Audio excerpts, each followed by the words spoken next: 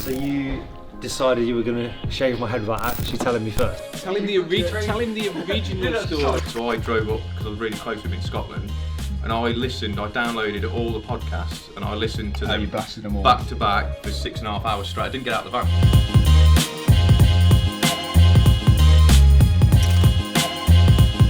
But yeah, I was on the roof for the last 2 days and then, burnt it. That's why I got a twat tan. Go. Oh wait, stop. Who's responsible for that? Fill your boots. Fill your boots. Every episode now in the new season, we are going to be giving away a unique product for everybody that's watching and listening. So if you are listening, you need to head over to the YouTube so you get more details over there. But this one is sponsored by V12 Footwear. Now, V12 Footwear, you know Band of Builders, Pete, charity. This particular boot is basically, they're going to donate £5 of every sale of this pair of boots. So if you want to get yourself some, we'll put a little link in on the comment section, Nath, correct? And we will also be giving away a pair of these. So if you want to win these, we just ask a random question and we need the best answer. So I think we're going to get either of you two to ask the question this week. So has anybody got a question you want to ask the guests? Well, nothing like putting you on the spot, is there? I know, yeah, just chuck me under the bus, but... I think, how many press-ups can you do without stopping? And we'll film it. Yeah, that's fine. That was a good one. Okay. Yeah. I reckon... 3. I reckon he's got 14 in him. 14? Full proper press-ups. Oh, mate, I'll gobble 14 in 10 minutes. So Pete's come up with a question. After the podcast, Ali's going to get on the deck and do some press-ups. How many press-ups with those scrawny little arms can he do without stopping? Winner, closest guess, wins the boots. Happy? Right, okay, so we're here, season 3, episode 2, overall episode 22, just for Nathan being particular and anal about it. And we have another 2 fantastic guests, both called Mike or Michael, whatever you want to call them, but they're called Mike. And firstly, we have Mike from where? Greenhawk Construction. And we also have Michael from Tradify. All the way from? New Zealand. And he got here before me. And I think it about 2 hours before you. That should have been what it was. How early was somebody from New Zealand compared to Pete? But yeah, I'm really excited to have you guys both on the show. I mean, especially you. You've come all the way from New Zealand. I was on the podcast with you a few weeks back. So I want to start with you. And what we tend to do is we go back in time. We sort of get your backstory, how you came to be and how you ended up like doing what it is that you do. So just give us a little bit of background story about you first personally, and then also about, like the fantastic brand that you're creating and, sort of really champion that, and tell us a bit about how that came to be as well. So I've come from New Zealand, but originally spent most of my life in the UK, born in Shepherd's Bush in London, grew up in Watford, or just outside of Watford, and most of my career has been in tech companies. So probably since about 2000, I joined what was MSN, for those that remember MSN in the day. MSN Messenger.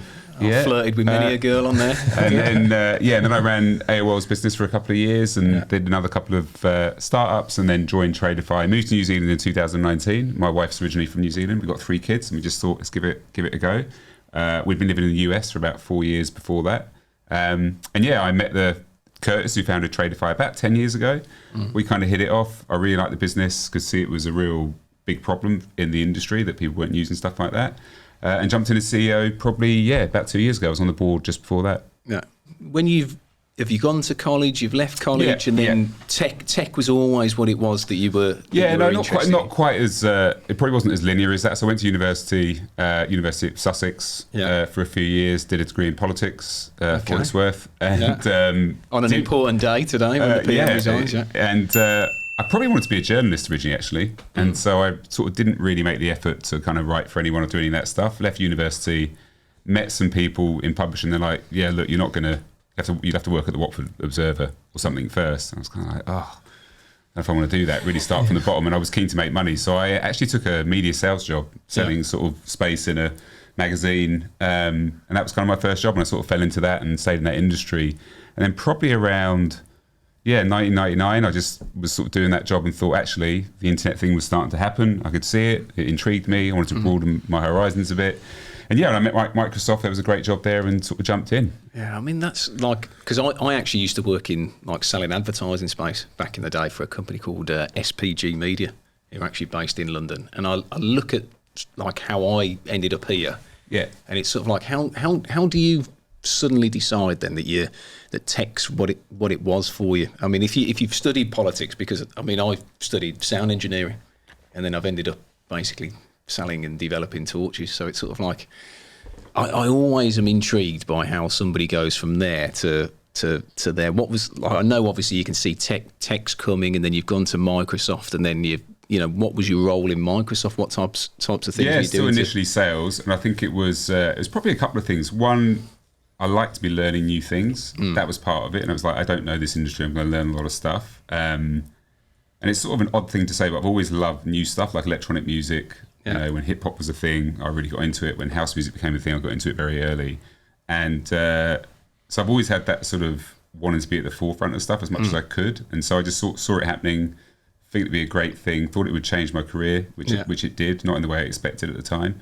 And it was partly Microsoft. It was a big brand, big company, big tech company. I thought, well, great, I can join a great company like that, and maybe there'll be room to do other stuff outside of just sales, which is kind of where I ended up. Yeah. I mean, did you ever look at the role that you were doing and think, maybe I want to go more into the development side, so like a bit like what Nathan does, like all the tech side, or was it just primarily like the business, the sales side? Was that? I think I've always had an interest in the product side. I do like strong opinions about products, but I also knew that for me to go and sort of actually be like a developer, say, would be a whole new kind of start from scratch, and probably isn't my skill set. Like, I knew where my skill set was, and it was on the kind of building businesses and leading teams and that type of stuff. So I sort of really heavily weighted myself towards that. Yeah. So you go and do your Microsoft, you go and do your AOL. Was AOL based in the US as well? It was based here, but headquartered in the US. Yeah. So you go and do those, and then you meet who's the guy that created Tradify with you? Curtis. Yeah, so you meet Curtis, and what was the conversation around that? So how did that sort of come about? Yeah, so we'd just moved to New Zealand, and I kind of met the chairman of the board of Tradify, and I was like, look, I've moved here, don't know what I want to do, but definitely want to stay in tech. And he said, look, you should meet Curtis, Tradify, you might better help them. So I met Curtis, we got on quite well. I spent a bit of time looking at the business and sort of saying, hey, look, if I was you, here's some things I would think about for growth. And the UK was a really important part of that story. So then I jumped in on the board. So I was, actively involved in the company and looking at how we grow the business and where do we focus. But Curtis was still really running the business. And then probably about a year into that, it was actually during the lockdown, the first lockdown, April 2020. I was on a video call with Curtis, and he just said, look, I'm ready to sort of step back a bit and feel like I should hand the reins over to someone else. And I think you got the right skill set, and I just sort of, I jumped at it. Yeah. I mean, was that difficult? Like the conversation around that, where obviously Jim Shark was just based just down the road, and that was a similar thing where he was a young guy, he'd built this business up, and then he got somebody else in because he felt that they would be better as CEO. I mean, like, I look at the types of things that I do here, and I'm actually better at certain things than other things. So at some point you have to sort of take a step back and go, well, actually, I think you'd be better at doing, I don't know, like the more business side, and I'm better at doing the product development side. Is he still active within the business, or is Curtis is still on the board, but he did step back. Look, he's a super smart guy, really humble, and just decided, look, this is the right time to and he knew me. I think it was one of those situations where it wasn't let's go and find a CEO and find someone else. I think that would have been the plan, but we knew each other and it was a good fit. Yeah. Okay. So was Curtis, when he started it, was he a tradesman? And he was so he was an electrical engineer, right? Okay. And that's pretty much classical startup story. He saw the problem, he experienced it himself, and said, right, I'm going to create something. And look, I said he's a super smart guy. He taught himself to code, built the initial product, grew it from there, and then hired people, and the rest is history. Yeah. Because when we spoke to Charlie Mullins, that's one thing I always take from him. He said that obviously he runs his own plumbing and heating. Well, he used to be the biggest plumbing and heating firm in the UK. He only started to get big once he realised that he couldn't do everything himself. Yeah. So the bits he wasn't good at, employ someone who is good at it, and you can concentrate on what you're good at, and that's the way to grow a business. Definitely. So such the right thing to do. I mean, like for us, I'm not very good with all the banking side of things, and I like just grafting. Always have been. But Steve's amazing at it, my business partner. So it is 100% just give people that role, because well, if you want your bills paying, ring Steve. Don't ring me, because there's no point. And it's taking that step back, isn't it? That's important. So at the point you joined, Curtis has had the idea. He's come up with an app. He's already running a Tradify. He's been running for 10 years by this point. So the business is pretty well established in Australia. We've got customers in the UK. It's fairly well established. And he was looking to step back. Was it that to get back into his original job, or? No, I think you'd have to ask him, to be honest. But I think he just wanted to, he'd been at it for 10 years. And he just wanted to step back and thought it was the right time to have someone focused on kind of the next stage of the company. And then you've joined the team. So what was your role, CEO, but was your role to grow, expand? Yeah. I mean, I think I've focused on a few things. One was we wanted to increase the size of the team, especially in product and engineering. We really want to invest in building the best product and doing stuff for our customers that we knew they were demanding over time, that we hadn't necessarily met all of those demands because of the size of the team. So we invested pretty heavily in building out the number of engineers we have and the product.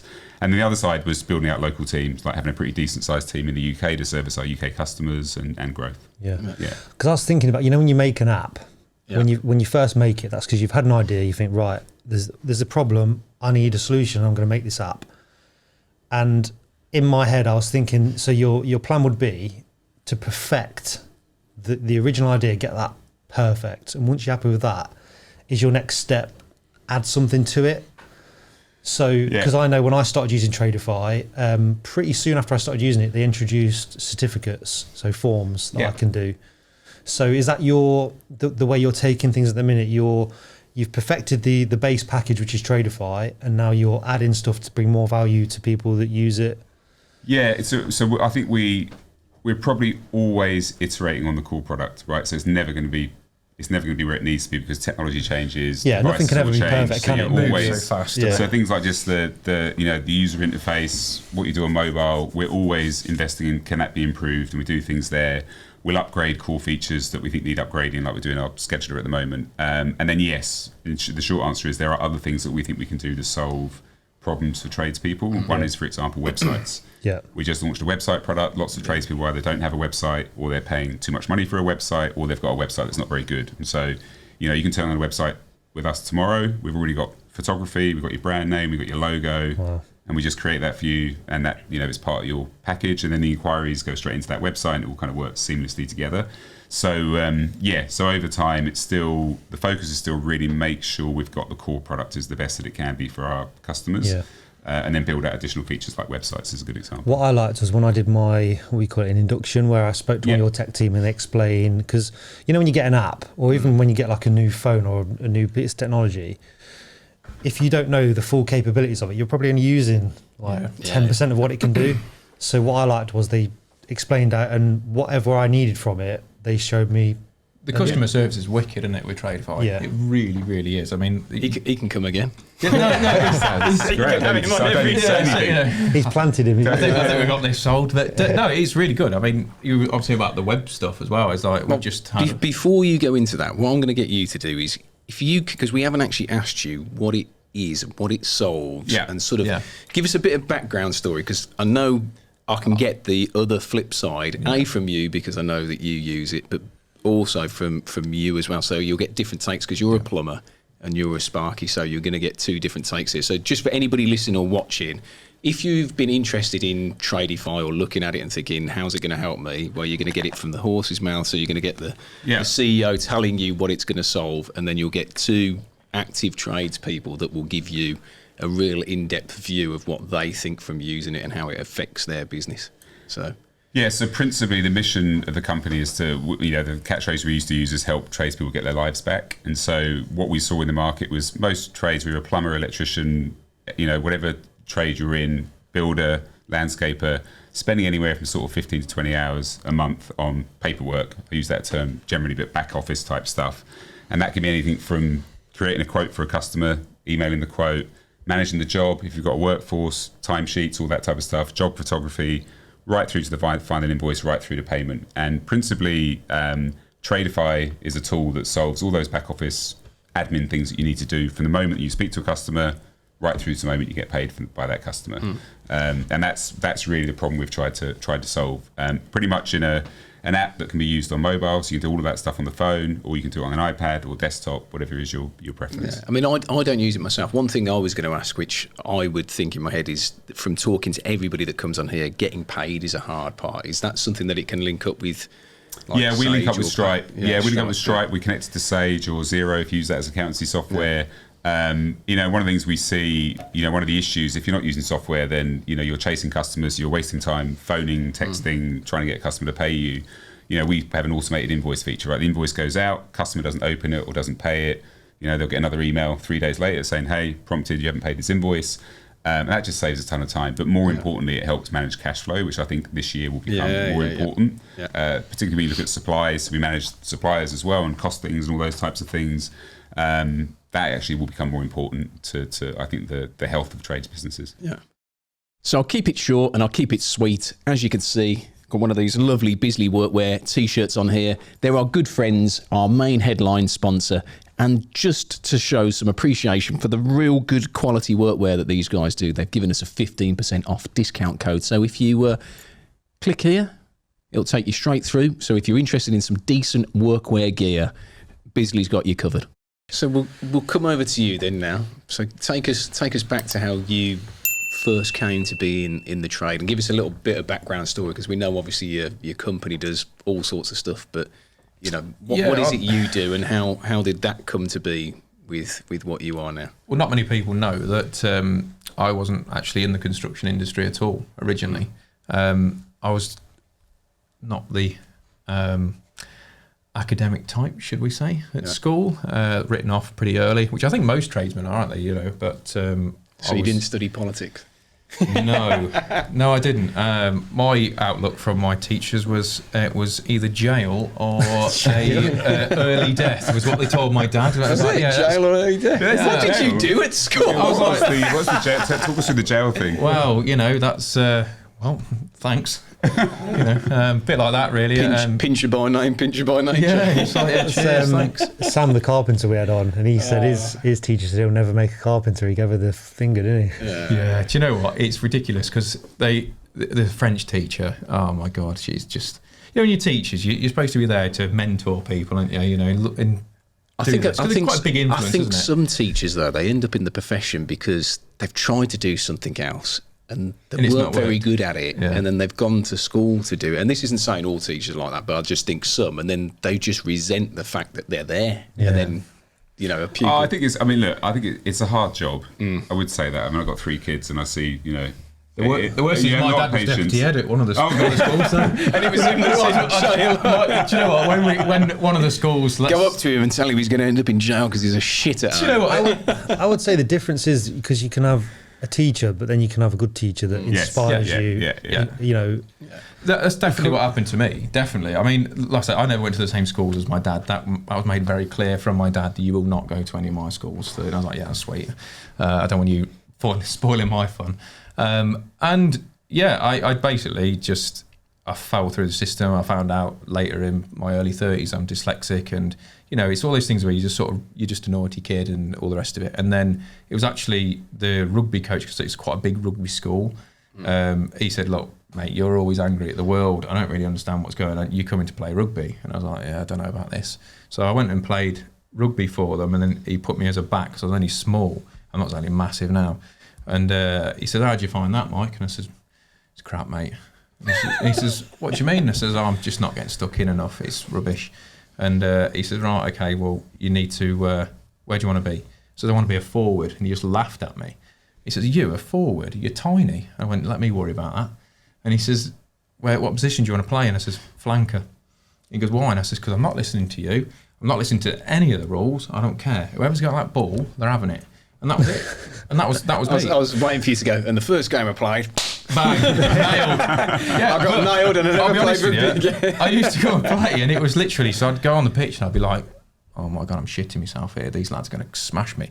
First big tackle that somebody made on me and hurt me, it was like, game on. This is happening, and it was just great. And then Are you a member of Fight Club? No. He couldn't tell you if he was. Yeah, no, you're not allowed. First rule of Fight Club is we don't talk about Fight Club. Just members keep going up. But no, it was. So I basically, it's hard really to talk about when you look back now, but there was a teacher there that was my maths teacher, because it was a rough school and they kept rattling through teachers all the time, and a new maths teacher came in and he said, look, what are you doing in this class? And I was like, I don't know, where do you want me to go? Am I supposed to be out of here? And he said, look, you're too clever for in here. I don't know why you're in this class. And he was the only one, Mr. Bishop, his name was. He was a really, really nice guy. And he said to me, look, I'm going to get you to do the foundation, no, not the intermediate GCSE paper. And for all you young kids out there, that is in the old days. But he said, if you can get half of that right, I'll private tutor you, so at least you can get your maths. And I just couldn't do it. And I shook his hand and I went, right, I'm only coming here to play rugby. And that's it. And I went and got a job. I literally used to turn up on my moped at the bottom of the training ground, get changed as I was running up, straight in, and the coaches used to go, what the hell are you doing? Like, you shouldn't be doing this. And he's like, well, do you want me to play or not? Yeah, go on then. And that's how it was. And then I left and went into the motor trade, family-run business, and I went and did that, and then loved it to a degree. Then outgrew the backstreet garage. What were you doing in the motor trade? Were you a mechanic? Mechanic, yeah. Okay. Yeah, mechanic, and then I went I was going to say stealing cars. Yeah, cutting and shutting cars was my speciality. No, it was, just a mechanic, backstreet garage, and then they also owned a body shop as well. So I used to go over there and work at, repairing cars as well that way. And then I went into main dealers after that. That's how I met my wife, basically. She was a service advisor and I just hounded her, really. So she had no choice. So, and that's how we got together. And then I was a master tech at 21. And so once you get to that point, you can't go no higher. The next thing after that is your workshop controller. And it was like, oh, this is boring. So I specialised in fault diagnostics. And then I retrained and did an intensive course, which is massively frowned upon these days, and it is. But my course was a little bit longer than what, like now I get people saying, oh, I'm doing a 4-week course and I'm fully qualified. I'm like, that's a Bundy 10 course, that is. Yeah, it's impossible, but I was very lucky. I wouldn't recommend doing it this way at all, but you got to think, I just bought my house. My daughter was just about to be born and stuff, and and it was just, and then my father-in-law we got diagnosed with cancer and stuff like that. So there was a lot going on. There was just a lot riding on it. So I was like, listen, I've got to do this. And then my neighbour, he was actually a Sparky from day one, and he sort of took me under his wing. I had almost like a mentor, I suppose. And we used to swap days. So I'd do like 3 days with him, and he'd do 2 days. That sort of, rather than exchanging any money, it was doing it that way. If I'm ready for you watching this, he didn't just say that. I say what I like, but prove it. Yeah, long time ago now, Flower. Long time. But yeah, it was just. But without a mentor, it would have been an absolute nightmare. Yeah, I think you say the fast track courses are frowned upon, but if you want to be an electrician or plumber and you're of a certain age, an apprenticeship's not going to be available to you. So the only route in is going to be a fast track. You just got to be prepared that when you've done it and you've got a qualification, you're not really qualified. You need to get experience after that. So it's so much harder. It's like gold dust. You have to keep going. Like even now, like so we've got apprentices, and Jack, my apprentice, he's been with me 18 months, but he just quit on Sunday. A bit out of the blue, but he's been making a few mistakes, and he's had his first, not disciplinary as such, and he's just basically just walked. But since having Jack, it's made me realise that I need to, up my game as well. It's all very well me standing here as an employer then going, you need to learn this, you need to learn that, you need to learn something else, without me stepping forward and going, well, actually, why shouldn't I do that? And because of like anxiety issues, things like that, I've always just gone, oh, I can't do that. And I've now actually pushed myself to do more and more. So in the last few years, I've done more qualifications than I've done ever. And it's just from putting yourself out there. It's difficult as well, because obviously the scenario when you do take on an apprentice is you've been used to it being you, or you've worked with somebody else and you've just relied on yourself, and then like here, I never used to know how to manage people. That in itself is like a challenge. So if you bring somebody else in, you've now got to get the job done, but then you've got to also pass on that knowledge and try and do it in a normal way with that person. It's really difficult. It is really difficult, and also to let go is to go. Oh, get them to do that. No comments from you guys when you said let go. Thank you. You just have to, but you do have to step back and go, well, if they're not actually hands-on, and that's what we've tried to do with all of our apprentices, because we've got Lewis is now fully qualified, so we bought him his new van, and as a bit of a like, congratulations, you've passed, all this sort of stuff. So we bought him a new van, and it's loaded his van out with gear and stuff as well, and it was a bit like, come on now, you now need to do what we'd call is semi-skilled. So you've got to step up a little bit more. And then Kian's he's a bricklaying apprentice. He's going to qualify this year. Kian, you're not getting a van, by the way. We can't buy vans like they're going like confetti, but it'll be looked after. But it's having that journey, isn't it? And then obviously we try and run it so everyone stays with us. That's what we want. We want long term, not lads to just come in and do a bit and go, because I'll be honest with you, they really annoy me because they do slow you down. You're trying to give over your knowledge, and this is why I'm a little bit disappointed with Jack, because he could be an amazing Sparky. He really could. He's just got it, but he's just head's not in it, and he's just whatever. So do you think is he left the trade, or is he left to go and work for someone else? Do you think? I believe he's left the trade from what. Because his best mate works for us as well. Right. The difficulty is we've sort of caught them out. They've been on a lad's holiday as well, and the flight got cancelled, but they forgot about the internet that you can check all these things. So it was one of the final straws of really having that meeting with him, saying, look, this is not good enough, and it's just I think when you're young though, I mean, the amount of times that I used excuses and stuff like that, and it's not until you actually get a mortgage or you've got a kid on the way that you actually sit there and think, shit, I need to sort myself out. Because the amount of times the annoying thing is that the time before, literally the day before he was due to fly, it was just me and Jack doing some plastered in LED profile, and it's a 2-person job, and he hadn't got his passport yet. He'd been trying to get it for ages, and it just wasn't happening. So I made him go to Peterborough to go and get it, and he was like, Are you sure? I'm like, yeah, because you're gonna miss your holiday. Just go and get it sorted. So he's done that, and then obviously tried to pull a fast one. I mean, you think, come on, we're a really open company. So I'd rather have had the respect a lot. We've just got a bit carried away, still absolutely hammered, and there's no way I'm going to be fit for work. Yeah, okay, that's fine. I understand. We've all been there. I get it. But to do that, like I say, he left. We didn't sack him. He just left. So there was mention of him. He wants to be a copper or something, but if he can't handle a little bit of criticism, I think he's going to struggle a little bit. If he can't get back on a flight, he's going to struggle. Yeah. I couldn't do anything like that when I was apprentice because it was your dad. One your flight's been cancelled. Bollocks! You're in your room. One weekend, I dislocated my ankle playing football. It's on the Sunday morning. All day at hospital on the Sunday. Got it popped back in. My foot was black. The bruise was. Monday morning, you're in the vet. Made me go work. So I had to watch Kev work. So, as you know, myself and Pete, we always want to try and give back to the people that watch and listen to the show. So we've done you an absolute solid. We've got loads of discounts from top name brands all across the internet. So if you want to save some money on tools, software, tool bags, accessories, then go and check out our discount page, which is just located here.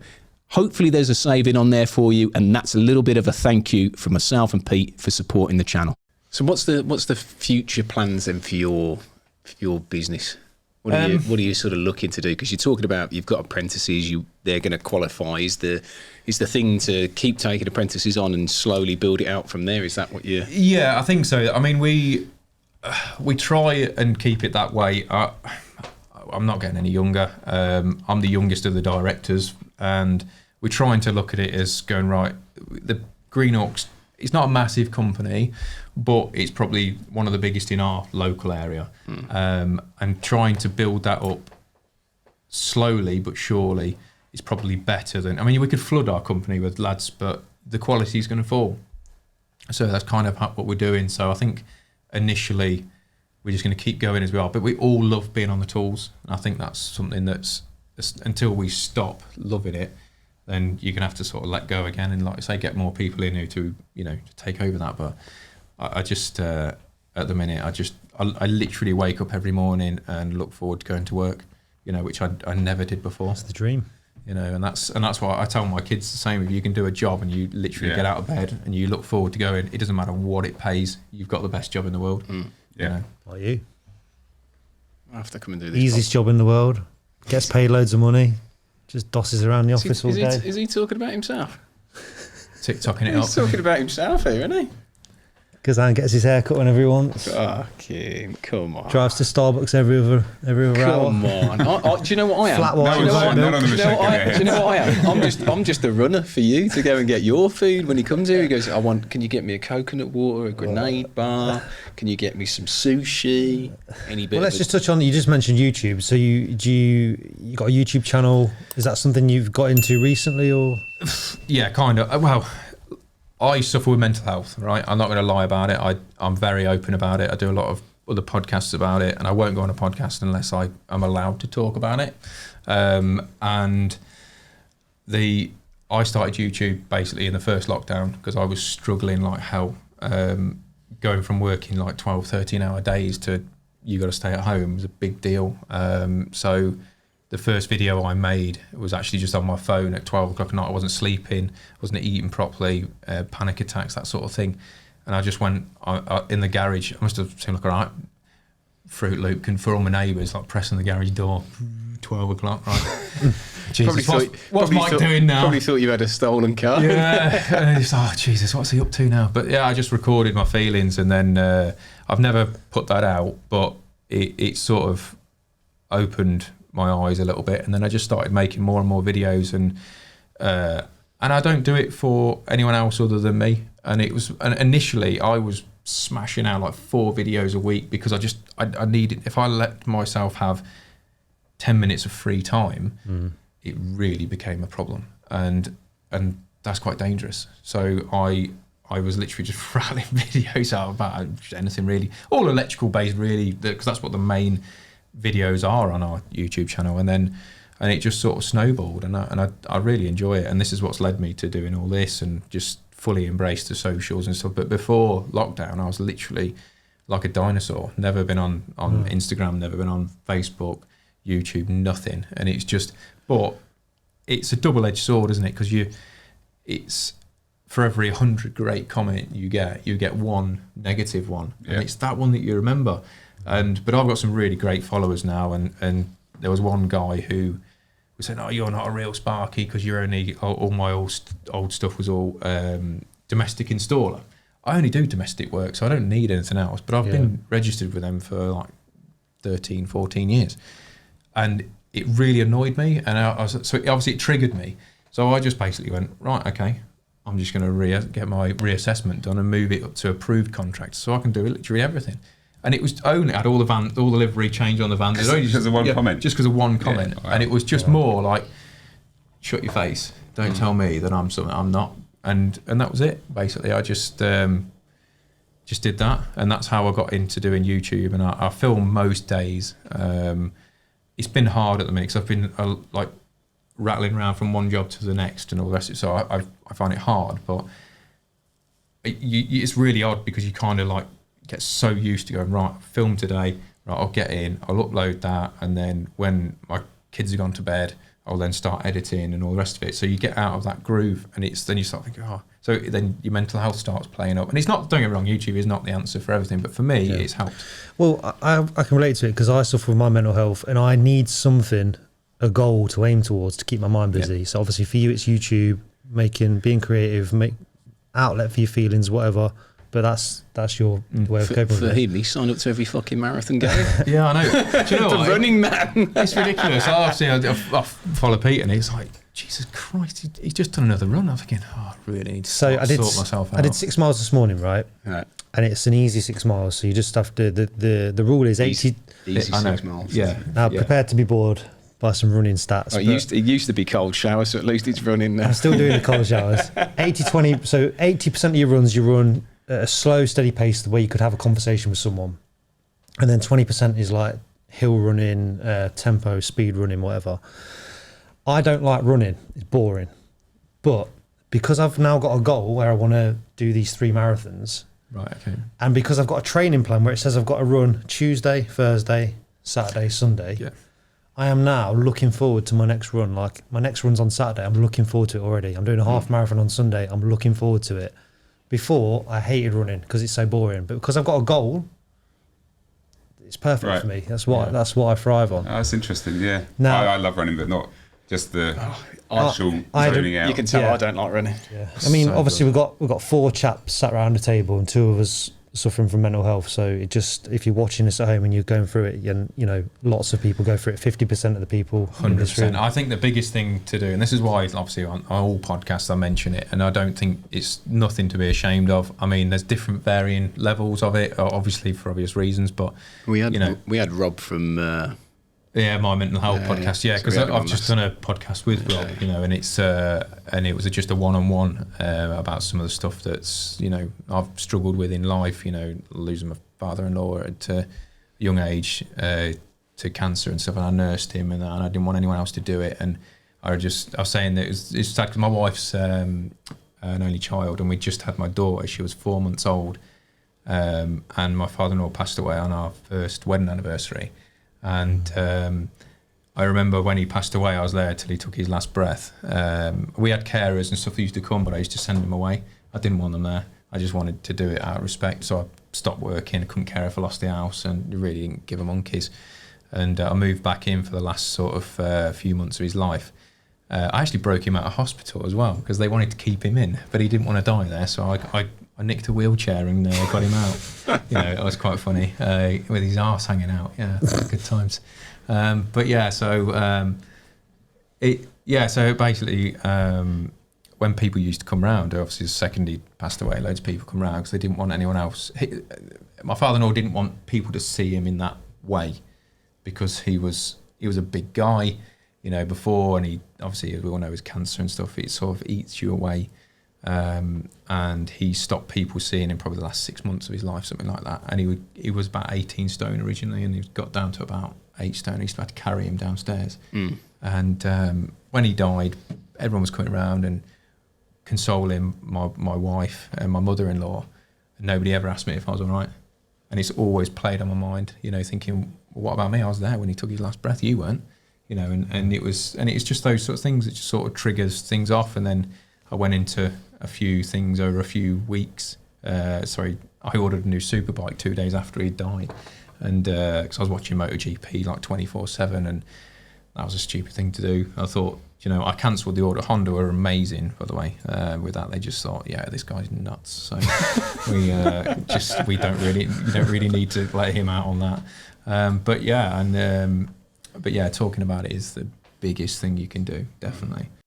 So, ladies and gents, tradesmen and women, I am trying to help you organise yourself. So we have teamed up with Tradify, which is a software brand that if you are struggling to get organised, to look after your customers and to get everything ready for the jobs that you are going to need, then Tradify is an all-in-one solution. So we've teamed up with those guys. If you click this little link just up here, you get 50% off your first 3-month subscription, and you also can have a 14-day free trial.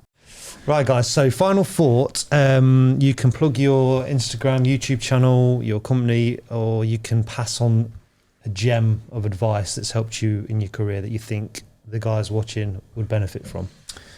Yeah, I mean, obviously you can follow us on the socials if you want to, you know, that's great. But I think for me is if you're an apprentice, make sure that you are asking absolutely as many questions as you can, because let's face it, no question is stupid, but also more importantly, any other than that if you are suffering with mental health, is just don't suffer in silence, just speak out. And if you are a tradesman, because we do live in that society of man up, isn't it? It's that a really annoying thing. But if you think that one of your friends or colleagues or something like that is struggling, make sure you actually check in on them, because one day they might not actually be there. So.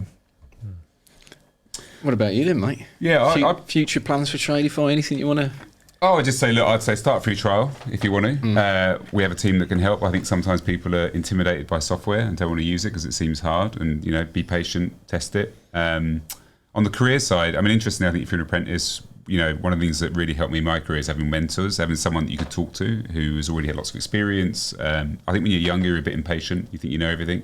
And sometimes you need to talk to someone who says, no, you don't yet. You don't yet. You know, and they've got some pattern recognition. They've seen things before. I think finding that person, whether it's, you know, in your own business or in someone else's business is really, really useful. It's a good person you can sort of speak kind of off the record, get advice, those types of things. So it doesn't even have to be someone that's in the trades necessarily. I think having that person sometimes it's a family member, but it's important. It's someone you respect. Yeah, it's good advice. I think what we get from everyone when they talk about apprentices, you got to be keen. So asking questions and actually look like you're eager to learn rather than just stand there. Do you know what the worst thing you can do as an apprentice, right, is just stand there, not bothering, look dopey as hell, because your day will drag. It will drag so much, even if you're bit of enthusiasm, guys. Yeah, and obviously, like you say, your day will go a lot faster if you're grafting. Yeah, even if you're just you'll be like cleaning up. 3 o'clock already. Let's have a cup of tea and go home. Yeah. So, but yeah, nice one, guys. Thank you very much for coming on. Oh, thanks for having us. Yeah. Thank you. We really appreciate it. Thank you. If you like listening to Al talk over all the guests, if you've enjoyed this episode of Trade Legends, listening to Al talk over everybody else and people banging on the desk, if you've enjoyed listening to and watching today, you're fucking gonna just stay still, one space just for a minute. If you've enjoyed watching this, blah blah blah blah blah blah. So Right, 3, 2, 1, go. So I'll just not do it. Go. Yeah, you sure? I'm gonna shut up for just like a minute. If you've enjoyed listening and watching today's Trade Legends podcast, please subscribe to our channel. It will really help us out. We're a new podcast. We want to do big things, and you subscribing, hitting the little bell so you get notifications, be just great. Thank you. Hitting the little bell. I was like, yeah, ding ding ding ding. There is a little bell in there.